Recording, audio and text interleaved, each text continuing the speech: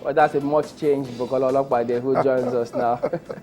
Thank you for coming on this morning. Thank you very much, Chamberlain. Good morning, viewers. Yeah, Bukola is a former commissioner of sports in Ogun State and now a sports entrepreneur.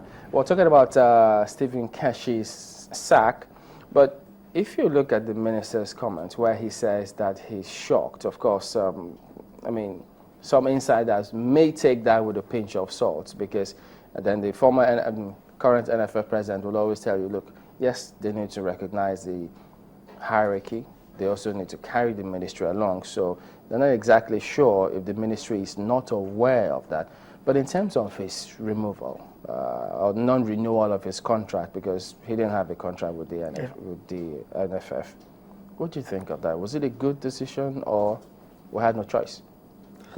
Well, let me first of all start by saying Mr. Amaju Pinnick is a systems man. He's been in and out of the corridor of power, and he understands that decisions of this nature cannot be taken unilaterally. And I'm very sure somewhere along the line he would have consulted the NSC.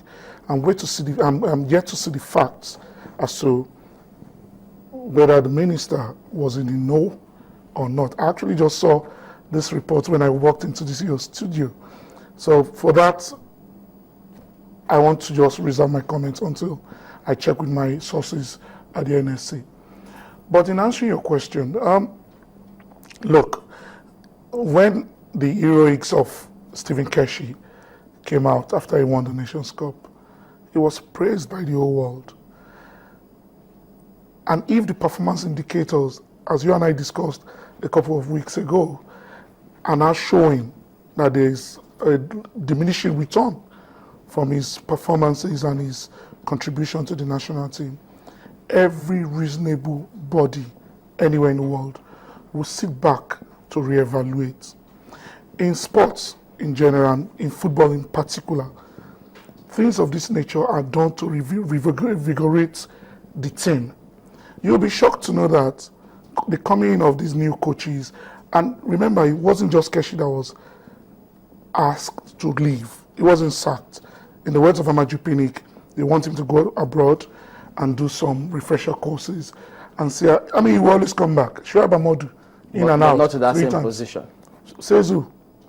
Yeah, that's apply. There is no other position you can attract Stephen Keshi with than the job of the chief coach of the Super Eagles, or maybe hire a technical advisor in the nearest future.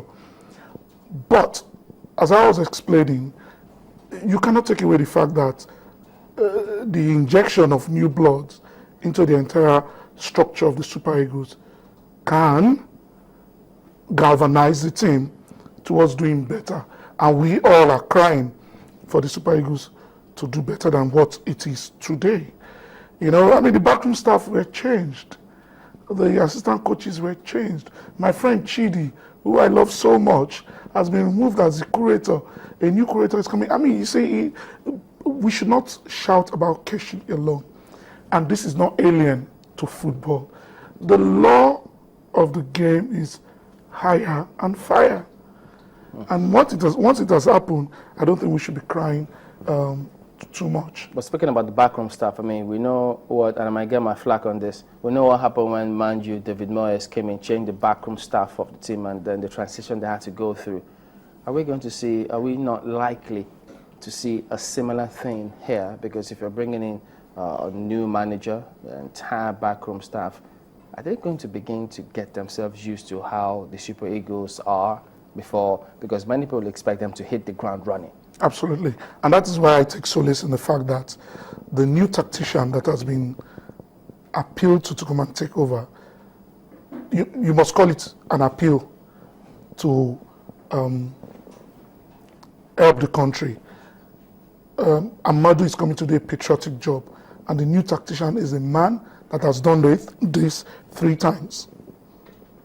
This is his third approach towards saving Nigerian football from the abysmal position that we met it in the last 2 times. And in some quarters, people will still call it an abysmal situation right now. Stephen Keshi is my brother. He's my very good friend. We talk from time to time. The truth must be spoken. He himself drew to himself too many things. He got involved in the politics. He got involved in so many things. He forgot completely that patriotism had to play a role in whatever he was going to do. He's a fantastic fellow, good coach, very lovely man. But the truth is, whether you like it or not, after he won the Nations Cup, he incurred the wrath of some of the people in the NFF. I read online Fashokun's blog this morning where he said people sabotaged Keshi's efforts. Maybe true. We live in a world where these things tend to happen. But there is cause and effect. What would have led anybody to try to sabotage Keshi? Did Keshi sabotage Megari? Was Megari sacked because Keshi had a hand? I mean, these are issues, these are questions begging for answers. For me, the non-inclusion of players, sports is about today's form. There's a popular saying in the football community in pidgin English, permit me to go down that road. Footballers will say, I get them before, no be material. Now what if you do today, my matter. When you invite players who are not in form, who have not been playing regularly for their various club sides, you're asking for trouble. I don't care who you are. Ike Uche, people appeal to Keshi to forget his own personal sentiments. The boy went on air to apologize.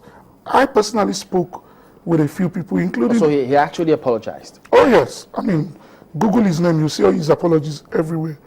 And he was not called. And this is a guy that plays week in, week out for his team in Spain, has scored some wonderful goals. His brother is also in form. Of course, there's this argument that both of them are arrogant characters. But you see, when we want to look at the patriotic aspect of serving our country, I don't care who you are, you must leave sentiment aside and pick the best 11 for our team. But looking at the way it has gone now, because when the board eventually decided and said, okay, well, Shoaib Ahmadu, who happened to be on the technical team, so he was the next person in that hierarchy to take over. But this is just going to be for the two teams. Today, some of the papers, if you look at some of this, they're already speculating concerning who the next man may be. But we also know that the penchant for foreign coaches may still be there. So, would you think that we should just go ahead and get a top-grade foreign coach, or continue to seek to develop our local talents? Because so many analysts will tell you, okay, tell me, which foreign coach has won a Nations Cup or a World Cup? I'm not one that suffers from psychosis of oppression. I'm not one that believes that because you're white or because you're green, you're better than those who are dark or those who are black. No. I've said it earlier on, sentiments must be shoved aside in picking the best for our national team. We live in a global village today. Even the proudest people on earth, the English, still went for a Capello, went for a Goran Eriksson. They didn't win anything, but guess what? They prepared a new structure, a new system for English football. Today, the English national team, whether they've won laurels or not, cannot be said to be a bad national team. You cannot say they're a bad national team, irrespective of them not winning laurels. For me, going forward, we obviously need a technical expertise that can galvanize our national team beyond the sentiment that our local coaches tend to bring. There are a lot of things that cannot be said on air. And I know channels, you are a stickler to not defaming people's character. And so I want to stick to that. I come from a legal background. I would not just come on air and say things. But look, I've been in this industry for close to 20 years. I know what is going on. Our coaches need to up their games. They cannot continue, even amongst our club sides, you cannot continue to play players in matches who are only close to you, either financially or sentimentally. And these things do happen in our national teams. looking at a foreign technical person, such a person will come and pick dispassionately. It would only look at those who are good enough for the national team, whether they are playing for Taraba FC, like the new Usman boy that they are shouting in Taraba FC. Nobody in our national setting has ever mentioned that young man. But yet, Channels TV through Toyi Bitoye and a lot of bloggers have been screaming, there's a new coacher in Taraba FC. I have taken the pain to go and watch that young man. Awesome player. I've not seen him in the national team. There is Danladi Ibrahim, the goalkeeper of Sharks. I'm sorry, with all due respect to my boy, Agbi. This is a very wonderful goalkeeper that the national selectors are not bringing to the national. So many players who are playing. What has happened to the few players who are in the South African League? They are there. Awesome players. Like the central defender, I can't remember his name now, that plays for Free State Stars. Fantastic player. We can go on and on. These are the areas where a technical foreign coach, I don't care if the foreign coach is Sheata of Egypt, because people keep on saying foreign technical advisor and they are thinking of a European. But Amaju Pinnick, Sheya Kiumi, they've mentioned names like Sheata of Egypt. That means they are not suffering from psychosis of oppression. They are not saying it has to be a European just because it's a European. They are saying, let's look for someone that understands the African game. Let's look for someone that understands how to quickly galvanize the national team. Let's look for someone that will pick players dispassionately. Let's look for someone that will make us play the beautiful football we are known to play. We won against Sudan a few days ago. I was not particularly happy. Why? Because of the way we played? We didn't play well at all. But isn't it about results? First of all, it will be about results if we are consistent. But if in the last 5-6 matches we've played so badly and we've been beaten badly, because the defeat in Sudan was a bad one. You and I were not born when Sudan last beat us. We were not born 1963. I wasn't born, and now I'm older than you. So for me, in the final analysis, Keshi has done wonders for our football, and he's been so honored by the country, by governors all over the country, by the president, by Channels TV, by so many TVs, by analysts like me. We believe the heroics of Keshi are there to stay. Nobody can take that away from him. But it is time.